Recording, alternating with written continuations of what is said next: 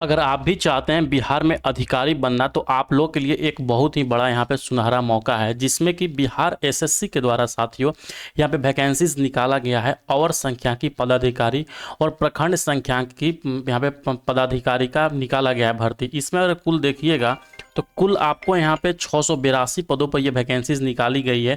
तो इस वीडियो में हम यही देखेंगे कि जो आपका यहाँ पे प्रखंड सांख्यिकी पदाधिकारी का जो वैकेंसीज निकाला गया है बिहार एसएससी के द्वारा, इसका एग्जाम पैटर्न्स क्या रहने वाले हैं, सिलेबस क्या रहने वाले हैं, एज क्राइटेरिया क्या होगी और आपका यहाँ पे योग्यता क्या कुछ रहने वाला है। न्यूनतम योग्यता की अगर हम बात करें तो अगर के आप कुछ खास सब्जेक्ट में यहाँ पे बीए और बीएससी भी किए हुए हैं तो आप यहाँ पे इस पद के लिए आप एलिजिबल हैं। तो डिटेल जानकारी के लिए हम चलते हैं उसका ऑफिशियल नोटिफिकेशन पे, जो यहाँ पे बिहार एसएससी के द्वारा यहाँ पे जारी किया गया है। ये नोटिफिकेशन साथियों मैं अपने यहाँ पे टेलीग्राम चैनल पर भी सेंड कर दूंगा, तो जाकर वहाँ से भी आप लोग इसको अच्छे से डाउनलोड करके पढ़ लीजिएगा। मैं आपको ओवरव्यू जो जो चीज़ मैंने बताएं मैं आपको यहाँ पे एक बार बता देते हैं। इसका जो ऑनलाइन करने के साथियों डेट प्रारंभ होगा वो 1 अप्रैल से प्रारंभ होगा और 19 अप्रैल तक यहाँ पे आप इसको फॉर्म को भर सकते हैं। याद रखिएगा इस पद का जो नाम है अवर सांख्यिकी पदाधिकारी, प्रखंड सांख्यिकी पदाधिकारी, इसको यहाँ पे है स्टैटिकल ऑफिसर का पद है, जो कि लेवल 7 का पद है साथियों। बहुत ही बेहतरीन यहाँ पे आपका सैलरी लगभग 80,000 के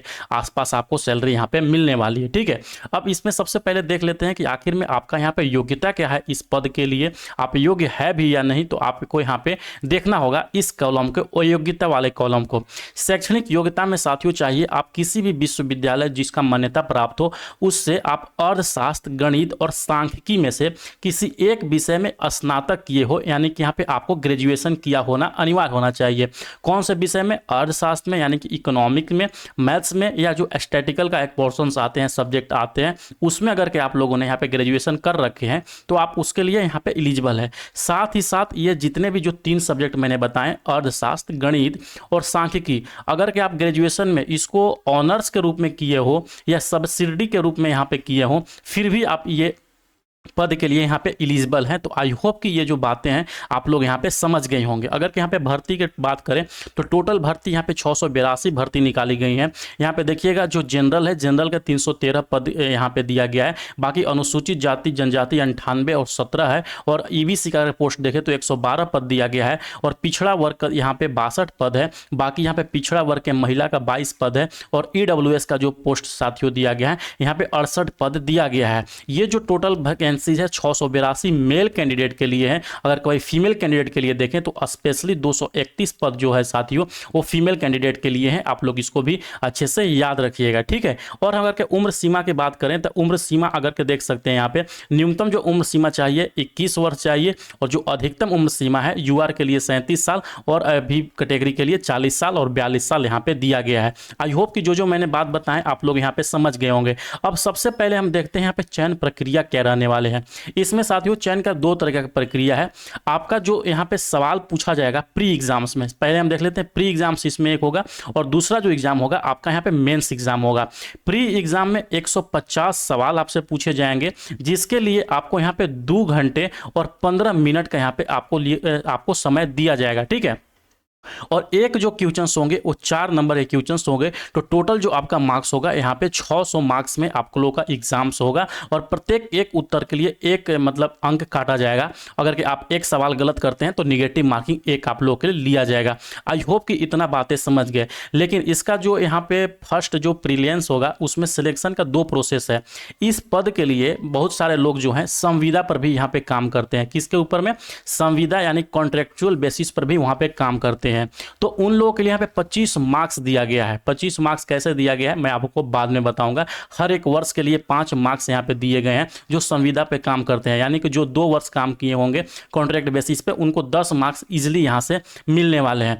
बाकी जो लोग अगर के फ्रेशर्स जो हैं यानी कि न्यू कैंडिडेट जो हैं अगर किस पोस्ट के लिए अप्लाई करते हैं तो मान के चलते हैं उनका अगर कितना भी मार्क्स है, मान चलिए 100 मार्क्स हैं, तो उनको 100 मार्क्स में से यहाँ पे 75 मार्क्स दिया जाएगा, और बाकी जो यहाँ पे 25 मार्क्स है वो केवल और केवल 25 मार्क्स जो है वो संविदा वालों को दिया जाएगा। तो संविदा में आप लोग यहाँ पे 0 मार्क्स आएंगे, तो यहाँ पे आपका जो टोटल मार्क्स आएगा यहाँ पे 75 मार्क्स आएगा। टोटल जो मेरिट बनेगा साथियों वो 100 के ऊपर में बनेगा, यानी कि जितना भी आपका मार्क्स है उसको नॉर्मलाइजेशन करके 100 के रूप में किया जाएगा, फिर आपको यहाँ पे मिलेगा। ठीक है, बाकी अगर हम क्वालिफाइंग मार्क्स देख लेते हैं तो आपको अगर के यहाँ पे यूआर में 40 40% कम से कम लाइएगा, तभी जाके यहाँ पे आप क्वालिफाई होइएगा। बाकी अन्य वर्ग के लिए यहाँ पे देख सकते हैं, ये तो समझिए कुछ भी नहीं है, इससे बहुत हाई कटअप जाते हैं।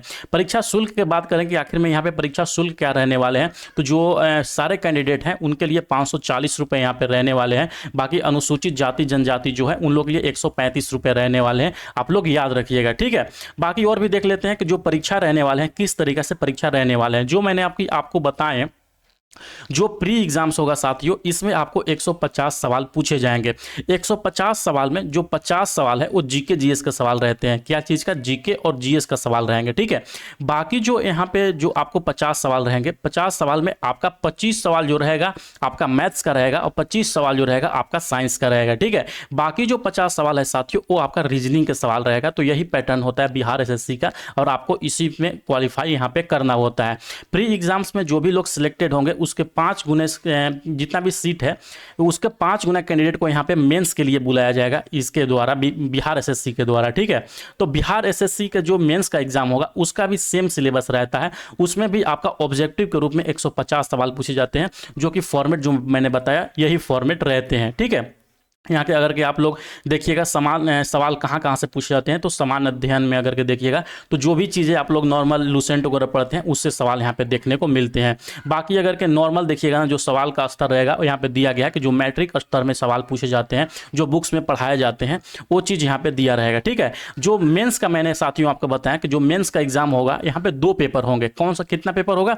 2 पेपर होगा। एक जो पेपर होगा साथियों वो हिंदी का पेपर होगा और दूसरा जो पेपर होगा जो आपका ये जो मेन पेपर होगा यहाँ पे यानी कि मेंस में 2 पेपर होगा। एक हिंदी का पेपर होगा जो कि यहाँ पे क्वालिफाइंग होगा, इसमें आपको 30% मार्क्स लाना यहाँ पे अनिवार्य होते हैं। बाकी जो मेन पेपर में 150 नंबर सवाल आएगा उससे आपका यहाँ पे मेरिट बनेगा, ठीक है।